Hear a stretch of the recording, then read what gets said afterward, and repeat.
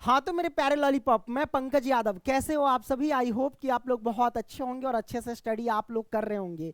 इस वीडियो में मैं आपको बताने वाला हूँ, यहाँ पे देख सकते हैं क्लास 10th मैथ का चैप्टर 1 जिसका नाम है वास्तविक संख्याएं।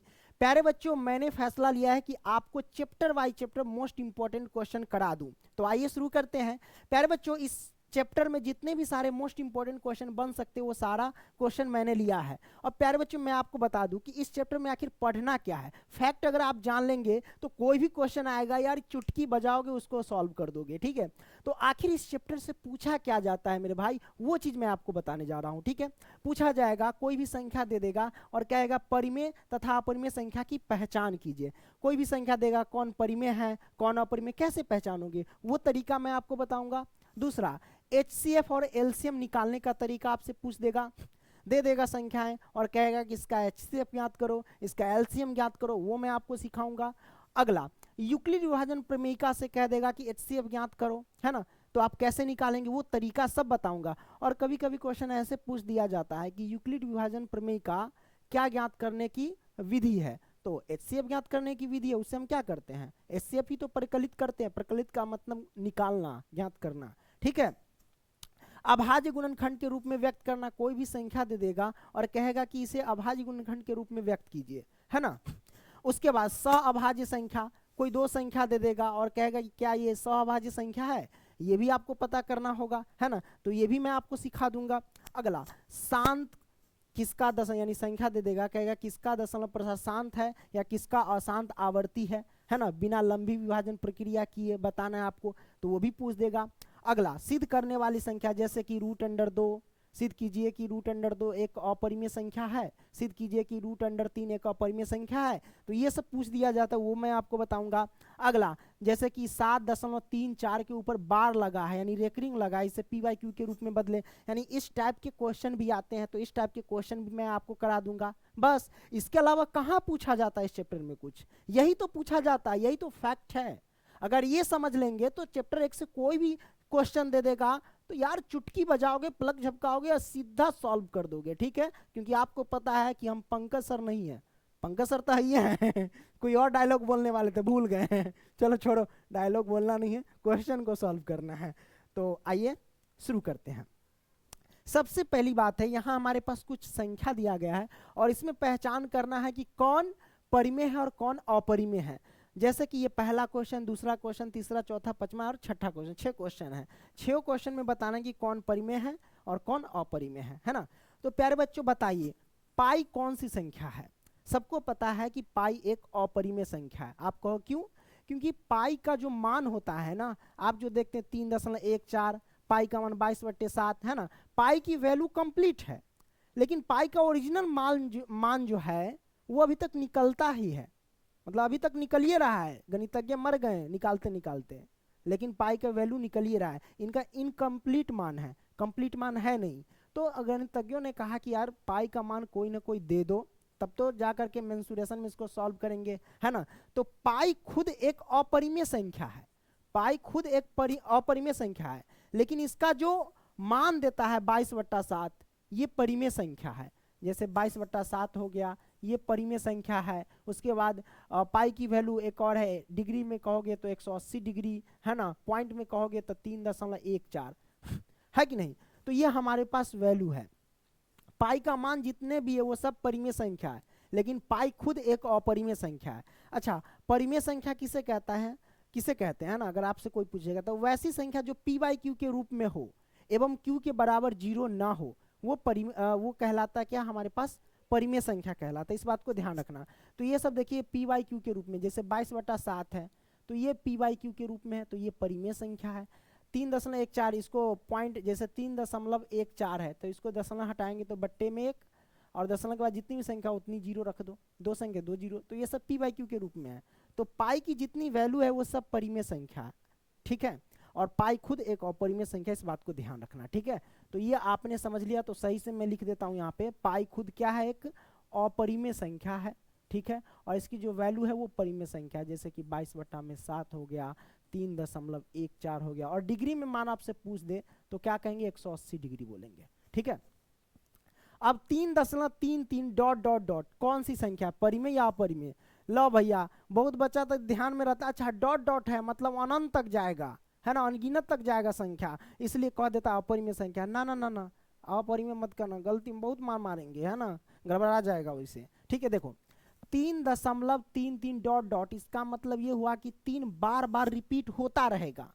तो ये कौन सी संख्या है? तो देखो भाई, जो रिपीट होता है ना उसको हम क्या करते हैं, उसके ऊपर बार लगा देते हैं और उसको स्टॉप कर देते हैं, यानी इसको हम लिख सकते हैं 3 और रिपीट क्या हो रहा है, 3 बार बार आ रहा है, तो 3 के ऊपर हम बार लगा देंगे। और आपको मैं बता दूं कि जिस संख्या के ऊपर अगर बार लग जाता है तो वो क्या हो जाता है, परिमेय संख्या हो जाता है। क्यों?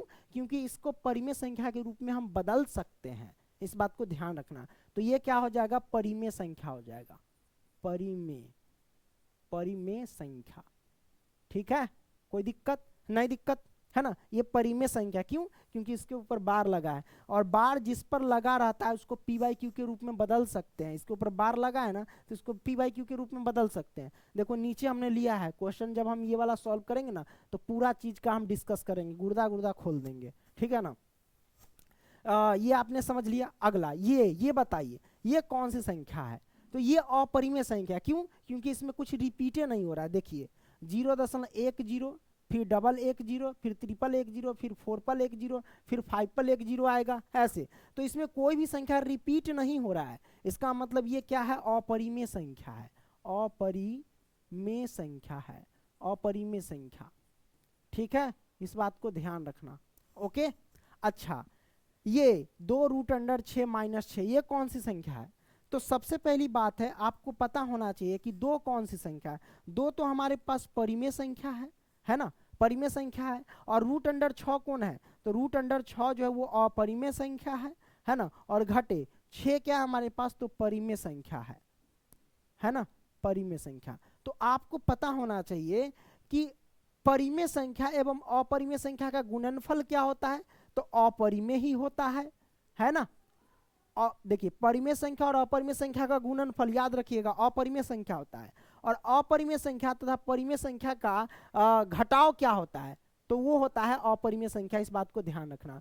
तो यहाँ पे देखिए ये परिमेय और ये अपरिमेय, परिमेय संख्या और अपरिमेय संख्या का गुणनफल अपरिमेय संख्या, और अपरिमेय संख्या और परिमेय संख्या का घटाव यानी अंतर क्या होता है मेरे भाई, अपरिमेय संख्या ही होता है, इसलिए ये अपरिमेय संख्या होगा। कभी कभी क्वेश्चन ऐसे पूछ दिया जाता है कि या ऐसे पूछा कि परिमेय संख्या तथा अपरिमेय संख्या का अंतर क्या होता है, तो अपरिमेय संख्या ही बोलेगा।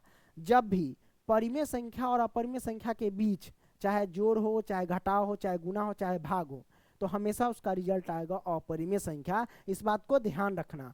ठीक है, तो ये आपने समझ लिया। तो ये हमारे पास कौन सी संख्या हो गई, अपरिमेय संख्या, अपरिमेय संख्या। ठीक है, ये आपने समझ लिया। अगला ये देखिए √3 बटा √3 ये कौन सी संख्या है, तो इसको भाग देंगे। √3 से 3 कटेगा तो एक मर्तबे आएगा, और एक कौन सी संख्या, परिमेय संख्या है, इसके नीचे एक तो लिख ही सकते, पी बाई क्यू रूप में बदल सकते हैं, है ना। तो ये परिमेय संख्या है। ये कौन सी संख्या है मेरे भाई, परिमेय संख्या है। ठीक है, ये आपने देख लिया। ये कौन सी संख्या है, 5 क्या है, परिमेय संख्या, √3 क्या है, अपरिमेय संख्या। तो जब भी परिमेय संख्या तथा अपरिमेय संख्या के बीच चाहे जोड़ हो, चाहे घटाव हो, चाहे गुना हो, है ना, चाहे भाग हो, तो हमेशा रिजल्ट अपरिमेय संख्या आता है। तो इसका रिजल्ट क्या आ जाएगा, ये हमारे पास हो जाएंगे अपरिमेय संख्या, अपरिमेय संख्या। कोई दिक्कत नहीं ना, दिक्कत। ये आपने समझ लिया कि परिमेय संख्या और अपरिमेय संख्या की हम पहचान कैसे करते हैं। ठीक है, अब मैं आपको आगे ले के चलता हूं। अब क्वेश्चन ऐसे आ जाते रहते हैं कि यूक्लिड विभाजन प्रमेयिका से 867 और 255 का HCF ज्ञात कीजिए। हालांकि नई वाली बुक में ये अब हटा दिया गया है, कोई दिक्कत नहीं, हम देख लेते कहीं आ जाए तो हम बना देंगे, है ना। कि भाई यूक्लिड विभाजन प्रमेयिका कह लो या यूक्लिड विभाजन एल्गोरिथम कह लो, इससे हम क्या निकालते हैं भाई, HCF ज्ञात करते हैं। तो इसका हमें ये 2 संख्या इसका HCF ज्ञात करना है, तो हम कैसे ज्ञात करेंगे, है कि नहीं। तो भाई इसके तरीका ये है कि आप कैसे ज्ञात करोगे, जो बड़ी संख्या है उसको हम a मान लेते हैं, और जो छोटी संख्या है उसको हम b मान लेते हैं। ठीक है, और यूक्लिड विभाजन प्रमेयिका बराबर क्या होता है, a बराबर होता है BQ और प्लस में R होता है। यहाँ पे ए क्या है सबको पता होना चाहिए, ए हमारे पास भाज्य है, ठीक है, बराबर बी हमारे पास क्या है तो भाजक है, और गुणे में क्यू क्या है हमारे पास तो भागफल है, भागफल है, और आर क्या है हमारे पास प्लस में आर क्या है तो शेषफल है, क्या है शेषफल है, इस बात को ध्यान रखना, ठीक है। तो इसमें हम क्या करेंगे, जो बड़ी संख्या उसको ए मानते हैं, जो छोटी संख्या उसको बी मानते हैं, तो ए की जगह पे क्या लिखेंगे 867 बराबर में बी के जगह पे क्या लिखेंगे, बी के जगह पे लिखेंगे 255 हमने लिख दिया, और गुणे में क्यू है तो क्यू, और प्लस में आर है तो आर हम लिख देंगे। अच्छा ये आ गया, तो इससे हम कैसे ज्ञात करेंगे भाई एचसीएफ, तो एचसीएफ ज्ञात करना बहुत आसान है। आप क्या करना, देखो हमें क्या करना, 255 से 867 में भाग देना है, तो चलिए हम भाग देते हैं 255 से, अगर हम भाग देंगे किस में 867 में, तो क्या मरतबे लगेगा 255 चौके तो नहीं लगेगा, तिहाई लगेगा, तो 5 तिहाई 15 के 5 हासिल हो गया 1 है ना, 5 तिहाई 15 1 16 के 6 हासिल हो गया 1, 3 दूना 6 1 7 765 हो गया। अब इसको हम क्या करेंगे घटा देंगे, तो घटाएंगे तो 7 में से 5 गया तो 2 हो गया है ना, 6 में से 6 गया तो 0, अब इधर क्या है 8 में से 7 गया तो 1, 102 आ गया। तो आपको पता होना चाहिए जो नीचे आता है वो हमारे पास आर होता है, और यहाँ पे जो क्यू आता है वो भागफल होता है, तो भागफल हमारे पास 3 है, आर 102 है, तो इसमें हम फिट करेंगे, यानी 867 बराबर 255 और गुने में क्यू, तो क्यू हमारे पास कितना है, हमारे पास क्यू दिया गया है 3, तो हम 3 लिखेंगे, और प्लस में आर, आर कितना है 102, तो हम लिखेंगे 102, हम 102 लिख देंगे, ठीक है, ये हमारे पास हो गया 102 आ गया।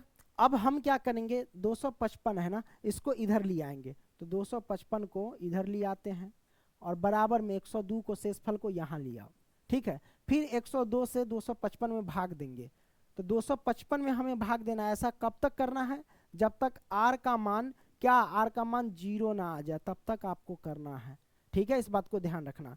तो 102 से आप भाग देंगे 255 में, चलो दे देते हैं 102 से भाग देंगे 255 में, ठीक है, भाग देंगे तो 102 दूना कितना होगा ये 204, 204 घटा देंगे, तो घटा देंगे तो इधर 1 इधर 5 और फिर इधर 0, 51 होगा, मतलब आर के जगह पे 51 और क्यू के जगह पे 2 आ गया, तो हम यहाँ पे गुना में क्यू के जगह पे कितना 2 आया है, और प्लस में आर के जगह पे कितना 51 आया है, ठीक है। अब हम क्या करेंगे 102 को आगे ले आएंगे, 102 को यहाँ पटक दो अब, और जो शेषफल था उसको यहाँ पटक दो। ऐसा कब तक करना है जब तक आर का मान 0 ना आ जाए तब तक आपको करना है। अब हम क्या करेंगे 102 में हम भाग दे देंगे कितना से 51 से, अब 51 दूना कितना होता है 102 होता है, 51 दूना 102, तो घटा देंगे तो 0, तो आर का मान 0 आ गया, क्यू का मान 2 आ गया, तो यहाँ पे क्यू के जगह पे 2 रखेंगे और प्लस में आर के जगह पे 0 रखेंगे, बस हमारा आंसर आ गया। अब हम कैसे आंसर पता करेंगे, इधर से हम गिनती करेंगे और तीसरा नंबर पे जो संख्या आएगा वही हमारे पास एचसीएफ होगा, पहला दूसरा और ये तीसरा नंबर पे 51 है, यानी एचसीएफ जो हमारे पास हो गया वो 51 हो गया, ये हमारे पास आंसर निकल के आ गया। कोई दिक्कत नहीं, दिक्कत ये आपने समझ लिया, हाँ भाई समझ लिया। आइए एचसीएफ आपने देख लिया। ऐसे भी क्वेश्चन आ जाते हैं कि संख्याओं 6 और 20 के अभाज्य गुणनखंड विधि से एचसीएफ और एलसीएम ज्ञात करें, है ना। तो अभाज्य गुणनखंड विधि से देख लेते हैं अब, है ना। तो भाई 6 का हम क्या करेंगे फैक्टर करेंगे, 2 से लगाएंगे तो 3 और 3 से लगाएंगे तो 1। अब 20 का फैक्टर करेंगे तो 2 से लगाएंगे तो 10, फिर 2 से लगाएंगे तो 5 और फिर 5 से लगाएंगे तो 1, ये आ गया। अब देखो मेरे भाई एचसीएफ पता करना है तो हम कैसे पता करेंगे, तो देखना हूबहू मिलना चाहिए, अगर यहाँ 2 है तो इसमें भी होना चाहिए, यहाँ भी 2 है, यहाँ 3 है तो इसमें नहीं है, तो जो हूबहू मिला वो लिख लो 2, यहाँ 1 है यहाँ भी 1 है तो गुने में 1 लिख लो, बराबर 2 से 1 में गुना किए तो 2। अब तो कुछ मिलने वाला नहीं है, नहीं मिलने वाला तो रहने दो। अब एलसीएम बराबर क्या होगा, तो एलसीएम हम निकाल रहे हैं। एलसीएम के लिए आप देखो यहाँ पे क्या है कि भाई जो मिल रहा है उसको एक बार, 2 यहाँ भी मिला 2 यहाँ है तो 2 मिलना तो वो 2 एक बार लेंगे, और गुने में 3 है तो 3 ले लेंगे, और गुने में ये 2 मिल चुका है, हम पहले ले लिए तो छोड़ देंगे, अब ये 2 लेंगे तो ये 2 ले लेते हैं, और गुने में ये 5 ले लेते हैं। एक भी मिला हुआ है तो इन दोनों एक में से एक ले सकते हैं, कोई दिक्कत नहीं है। अब गुना करेंगे, 2 तिया 6, 6 दूना 12, अब 12 पंचे 60, 60 एलसीएम आ गया हमारे पास। 2 तिया 6, 6 दूना 12, 12 पंचे 60, 60 से एक में गुना किए तो 60, ये हमारे पास आंसर आ गया। कोई दिक्कत नहीं, दिक्कत मेरे भाई। तो आपने एचसीएफ और एलसीएम ऐसे भी निकालना देख लिया। अब हम क्या करेंगे, आगे बढ़ते हैं। आगे ये है कि इस टाइप के भी क्वेश्चन पूछ दिए जाते हैं कि एचसीएफ आपको पहले से दे देगा कि 2 संख्याओं का एचसीएफ 9 दिया है ना, तो इसका एलसीएम ज्ञात कीजिए। तो कैसे ज्ञात करेंगे, तो देखो मेरे भाई, एलसीएम का सूत्र क्या होता है कि ए गुने बी है ना, और बट्टे में एचसीएफ है ना, और ये ए गुने बी क्या है, 2 संख्या हमारे पास है, ठीक है, इस बात को ध्यान रखना। तो जो बड़ी संख्या है उसको ए मान लो, और जो छोटी संख्या उसको बी मान लो, ठीक है। तो ए बी, तो ए के जगह पे हम लिखेंगे 657, और गुने में बी के जगह पे क्या लिखेंगे, बी के जगह पे लिखेंगे 306, और बटा में एचसीएफ, तो एचसीएफ क्या है हमारे पास, एचसीएफ का दिया गया 9, पहले से 9 लिख दो। अब इसको काटो, कोई दिक्कत नहीं, दिक्कत 9 से कटने वाला है, ये कट जाएगा, 9 तिहाई 27, 9 तिहाई 27, 3 ही 36, 9 चौक 36, ये आ गया। मतलब 657 और गुने में 34, दोनों को गुना कर दे, जो आएगा हमारे पास आंसर निकल के आ जाएगा। कमेंट करके बताना कि इसका आंसर कितना आया, ठीक है। तो ऐसे भी आप सॉल्व कर सकते हो। आगे बढ़ते हैं, आगे हम समझते हैं। देखो ये हमने समझ लिया था, ये समझ लिया था, ये भी समझ लिया, यूक्लिड भाज्य प्रमेय का भी समझ लिया, और अभाज्य गुणनखंड के रूप में हम कैसे व्यक्त करते हैं वो हम देखेंगे, है ना। किसी भी संख्या को, जैसे यहाँ 5005 है, इसको अभाज्य गुणनखंड के रूप में आप कैसे लिख सकते हैं, है ना, वो आपको पता करना है। बस सिंपल है, इसको फैक्टर करो, कितना से लगेगा, 5 से लगेगा क्या ये, हाँ 2 से नहीं लगने वाला है ना, 3 से, 5 से लगेगा। तो 5 एकम 5 00, 5 एकम 5। अब ये कितना से लगेगा, कि 3 से लग जाता क्या, 3 से देखते हैं, 3 एकम 3, 36 18, 36 18 नहीं लगेगा, 5 से ही लगा दिए। अभी कितना से लगेगा, 5 से फिर लगेगा, 5 दूना 10, नहीं लगेगा, 5 से नहीं लगेगा, 7 से लगेगा क्या, 7 से अगर लगाएंगे तो 7 एकम 7, 3 7 चौक 28, अदू हाँ लग जाएगा। देखो 7 से लगाएंगे, इसमें भाग देना है मतलब, तो भाग देंगे तो 7 एकम 7, 3 30 हो गया, 7 चौक 28, 2 21, 7 के 21, ये आया 7 से लगाने पर। अब कितना से लगेगा, 11 से लगेगा, तो 11 से लगाएंगे तो 11 एकम 11, 11 तिहाई 33, ये आया। तो अभाज्य गुणनखंड के रूप में इसको ऐसे लिख सकते हैं, 5 गुने में 7 गुने में 11 और गुने में 13 बराबर हमारे पास 5005, ये हमारे पास आंसर निकल के आ गया। कोई दिक्कत नहीं, दिक्कत तो आ गया हमारे पास। तो सह अभाज्य संख्या भी आपने क्या किया, मतलब सॉरी सहअभाज्य नहीं, अभाज्य गुणनखंड के रूप में भी व्यक्त करना सीख लिया। अब हम सीखेंगे सह अभाज्य संख्या के बारे में, कि कौन सी संख्या सह अभाज्य संख्या होती है। तो सह अभाज्य संख्या का एक ही रूल है कि भाई देखो, जो संख्या दिया गया है उसका आप एचसीएफ ज्ञात करो।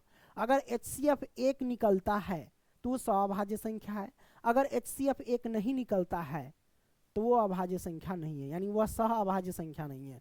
तो सह अभाज्य संख्या, पहले बताओ ये दोनों संख्या जो ये सह अभाज्य संख्या है क्या, तो 32 और 62 का एचसीएफ ज्ञात करेंगे। पहले 32 हो गया, फैक्टर कर लो, 2 से लगाएंगे तो 16, फिर 2 से लगाएंगे तो 8, फिर 2 से लगाएं तो 4, और फिर 2 से लगाएं तो 2, है कि नहीं, और फिर 2 से लगाएं तो 1, है ना।